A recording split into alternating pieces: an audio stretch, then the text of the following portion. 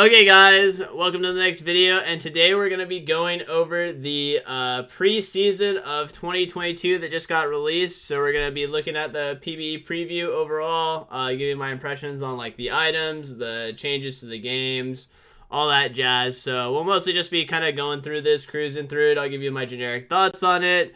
I know there's a lot of items that are coming out and stuff like that.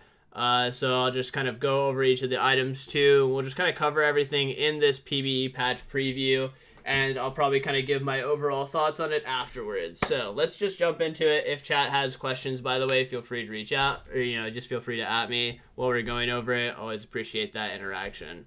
So as we kind of already know, the primary thing that is going to be changing in this game, Dragon Souls. So Dragon Souls are the 4 stackings. 4 souls or 4 kills on the dragon gives you a stacking soul for whatever you last hit. So they're actually adding 2 new dragons into the game. So first off is going to be Chemtech. Bonus damage against enemies with more current health than you, up to 5% damage pro. So more current health means flat HP, so it's a tank buster build for sure. So health stackers beware. You're gonna take some extra damage from this.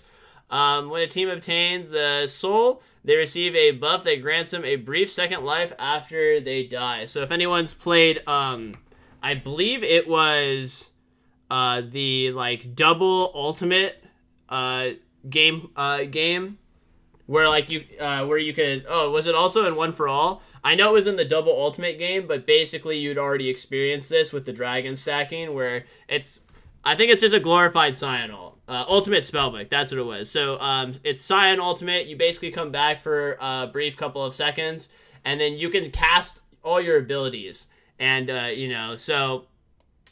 things to note, it doesn't say if it resets any of your cooldowns, so if you have like long cooldowns on your character, then this might not matter as much, but this will be a pretty powerful dragon in general, just because, reviving and being able to dish out more damage or like put terrain down or CC someone will be just absolutely insane for team fights. This looks like a pretty correct, as most people say, Drake. Also, when the terrain transforms for the Chem Tank, gas zones will emerge in 4 jungle locations. So the gas zones camouflage any champions within it. So that makes defensive and offensive positioning really, really hard to deal with. Now, one thing that they haven't specified, but I would assume is I think if you have a ward in the zone, it will probably reveal the majority of the zone. I'm not really crazy about this just because I don't like terrain changing mechanics. Which is kind of like a main theme for it. I think this is an interesting dragon. It's definitely way different, a lot more unique than other things, so that's cool and exciting. And one thing to note too is Riot's plan with it, which is kind of like they want the game to not feel like you're playing the same game over and over again. That's why Dragon Souls exist. That's why they have dynamic maps tied into the dragons.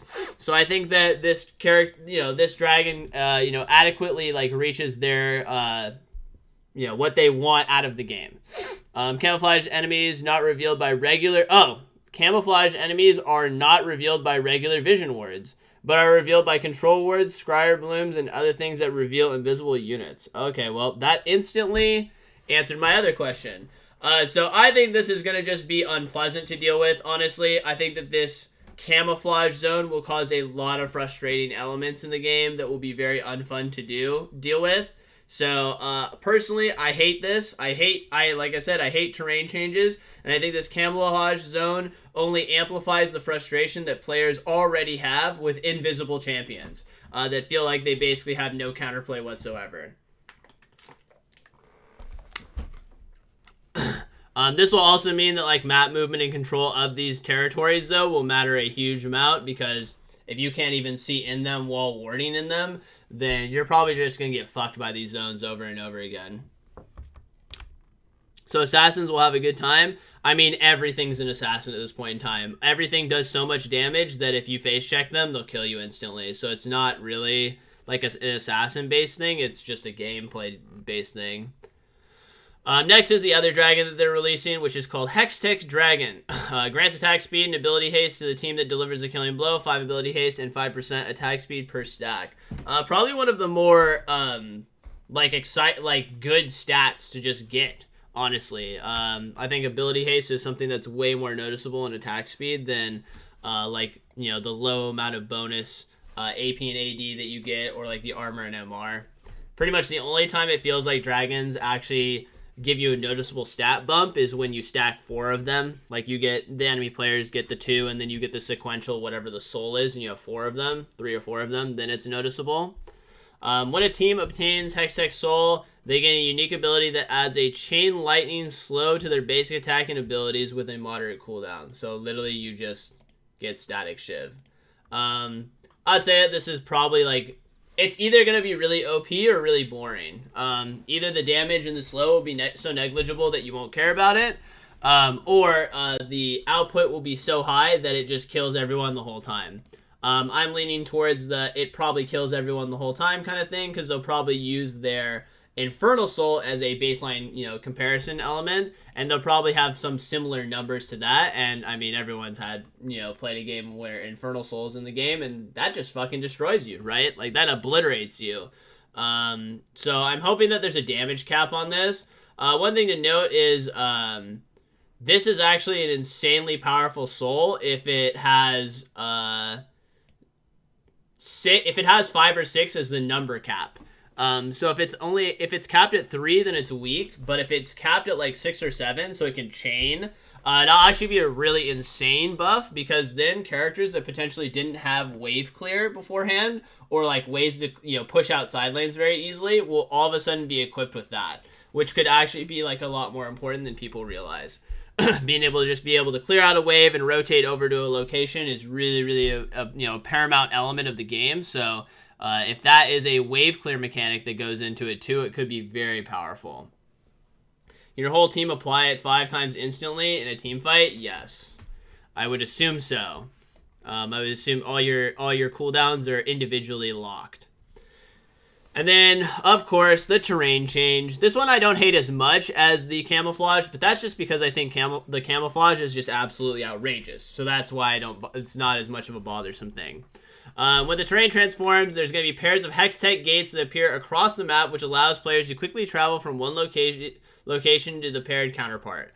Hextech gates are activated with a brief channel that can be interrupted by stuns or damages. I hope this channel is at least 1.5, if not 2 seconds, by the way. Before rapidly transporting a player across the map to the corresponding Hextech gate. We don't get a screenshot of where it is, but I would assume it's from bottom to top. And one thing that I'm hoping also is that there is a debuff.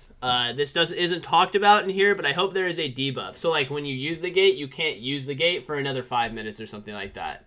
If there's no debuff, or like you can just go back and forth or whatever, it's just going to be stupid. It's just going to be like a really dumb dynamic of the game that I just really feel like is unhealthy for the game. So I'm hoping that they do those things. I need long channeling cast, and I hope that there's a debuff that allows you to not take the gate again for long periods of time. If they don't do those 2 things, then we'll see a lot of problems with this. Honestly, my eyes are more on the camouflage mechanic, because I think camouflage is a really unfun mechanic that most people don't like interacting with, and having it done to them is very frustrating.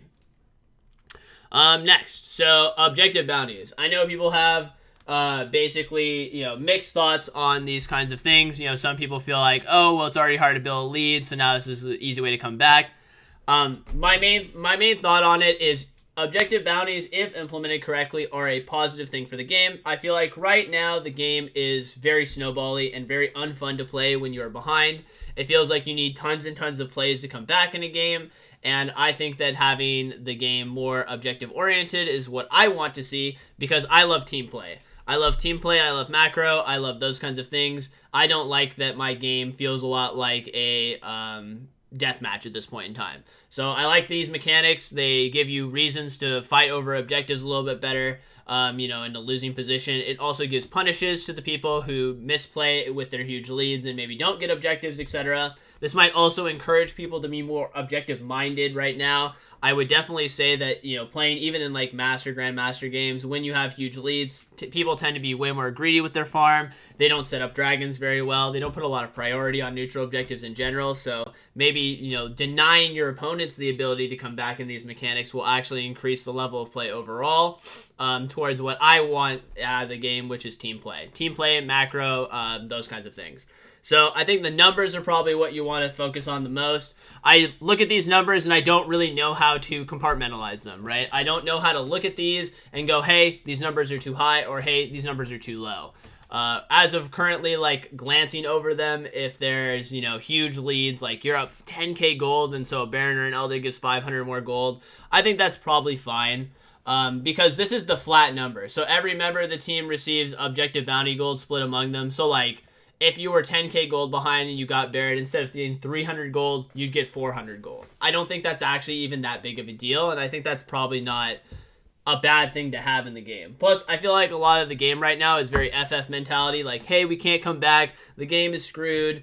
So giving those features to maybe have the game have a little bit more gold injection for the losing team, I think is a good thing. I know there's already bounties on players. Sometimes I just don't feel like that's enough in a lot of cases, unless you really get the gold on the specific person. So, like, the only time I feel good about the bounty system is when it's like, wow, the one player I need to get those kills gets them. But if anyone else gets them, it feels like the bounty system is actually useless in a lot of ways. Trading Soul for Baron is such a common play. Now you trade Drake plus 500 gold. Amazing. Yeah, but that's not actually what's happening here. That's only if you are in a commanding lead, right? So this is the capped gold. This is the most gold that it will give to the opponents based on things. So, like I said before, the numbers are really the most important element of it. If a 5k gold lead is what unlocks this, then I think that's fine. Whereas if you're in a more even game, you're only like 2,000 or 3,000 gold. No, that's not the most. That's the base. No, these numbers go up by 60%. Oh, so this is the base numbers? Huh. So if you're just losing by 100 gold, you can get 500 gold back. Okay, well then probably what I would do is I'd probably have the base numbers a lot lower, but then I would have the exponential growth a lot higher. Because I do agree, these are probably a little bit on the high end when I do look at this. I didn't realize that. So if these are the base numbers and it can go up 60%, then you're right, it's probably a bit too high right now. But like I said before, that might also just make people more cognizant of not, you know, losing objectives or playing bad, etc., which I do like. Objectives have a 15-second warning period when coming online. That's crazy, man. I feel like the game already plays for you so much when it comes to neutral objectives. No, you're right. It's right down here. As the losing team falls further and further behind, these base numbers can increase by 60%. I just didn't read down that much. So yeah, maybe the numbers are a little bit on the higher end. I can definitely see that for sure if you are the winning or losing. You know what one problem that I have, though, is if you're going to do something like this, then you probably need an indicator of who is losing and who is winning. That would probably be a pretty important thing for me, personally, is you need to you need a way in the game to know who is on the winning side and who's on the losing side. Maybe like a token or something like that that hovers over the board that says, like, hey, this team is winning, so, like, you know what I mean? So you're more cognizant of that. Because sometimes it's actually really hard to tell in a game whether you're winning or losing, straight up. So I think that probably having some kind of, like, scoreboard thing that shows you who's winning and losing is probably a pretty paramount element to this part of the game. In the same way that I feel like when you're loading into a game, there's actually a Reddit thread about it too, which I agreed with. When you're loading into a game, you should probably already know while you're in Champion Select what soul is coming up. So there's probably some information that needs to be delivered to the players. Otherwise, I think that it's probably I think this is problematic because the numbers are kind of on the higher end of things without being able to fully identify whether you're winning or losing.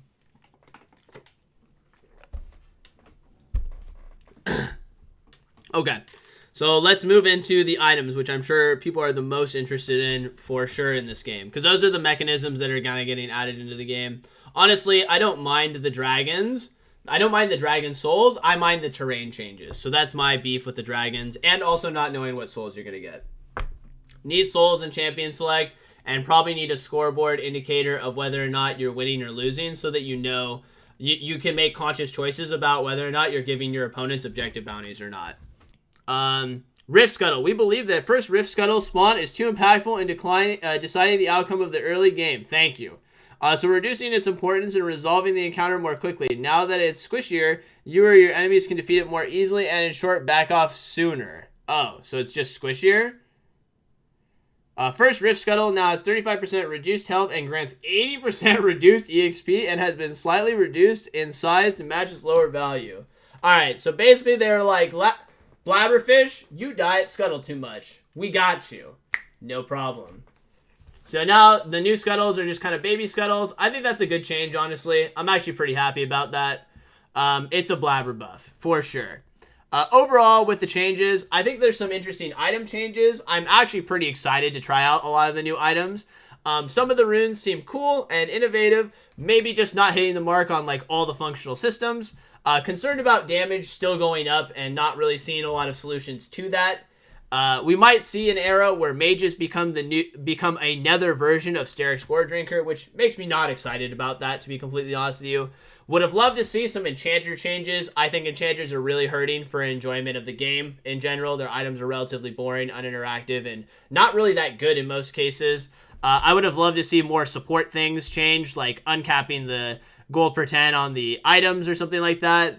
Overall, though, I think the bounty system can be good. Maybe needs some number tweaks. I hate the terrain changes. I think that's terrifying. The new Dragon Souls are fine.